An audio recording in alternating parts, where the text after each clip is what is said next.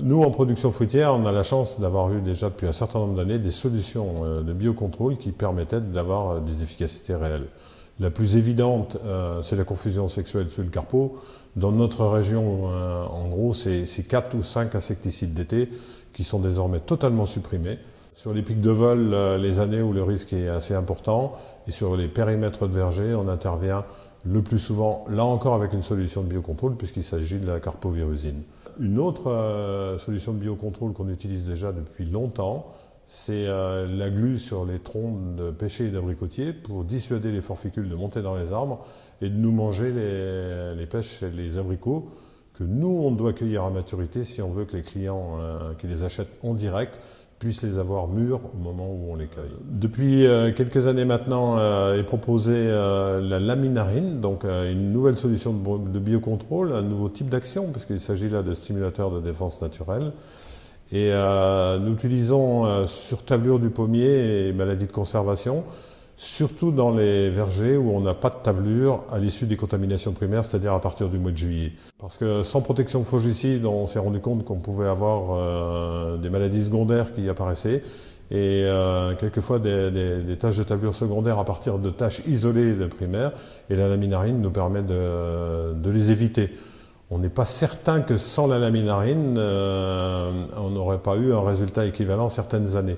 Mais c'est une assurance qui techniquement est onéreuse, mais nous coûte moins cher que d'avoir à assumer des risques et évidemment bien plus satisfaisante sur un plan technique parce qu'on n'utilise pas de produits chimiques en l'occurrence, mais une substance issue de milieux de produits naturels. Au-delà des substances, des produits formulés qu'on peut acheter, nous, en dehors de 3 rangs de pommes, une variété très sensible aux pucerons lanigeères sur lesquels je suis intervenu, tout le reste du verger n'est pas intervenu. On a laissé faire à la fois le prédateur spécifique qui est la Felinus mali, et puis plein d'autres prédateurs, des cirfes, des coccinelles. Et d'ailleurs, on a vu au moment de la récolte qu'il y avait plein de momies de ces insectes collés sur les feuilles et dans les arbres. Et en fait, ils ont géré complètement la population. Donc, on peut, avec les équilibres et ce qui est présent dans la nature, contrôler des parasites sans avoir à intervenir avec des produits chimiques. Dans mes pratiques de production, dès le départ, j'ai commencé à intégrer des pistes de réflexion pour réduire ou pour limiter le nombre d'interventions. Et je dis souvent, la protection intégrée, l'utilisation du biocontrôle, etc., c'est comme monter un escalier. Si on veut monter 3 marches d'un coup, on va se casser la gueule. Il faut faire une première marche, on regarde l'équilibre, surtout dans des cultures pérennes, comment ils bougent, comment ils fonctionnent, et après on adapte et on continue à progresser. Tous les ans on progresse un peu, mais quand on vient chambouler un équilibre dans la nature, dans le verger ou dans la vigne, nous en l'occurrence dans le verger, si on le chamboule vraiment de façon brutale, on peut avoir des conséquences imprévues, parce que c'est un équilibre qui n'est valable que pour notre verger.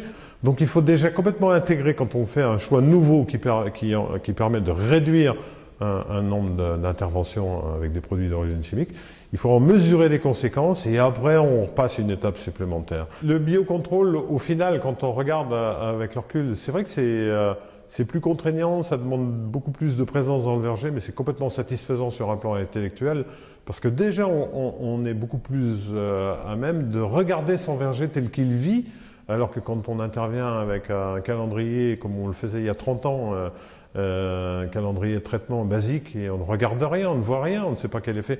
Quand je parlais tout à l'heure des pucerons cendrés sur le pommier, ou des pucerons lanigeères, si on arrive à ne pas les traiter, à les respecter, on voit comment fonctionne l'équilibre pour qu'ils soient contrôlés naturellement.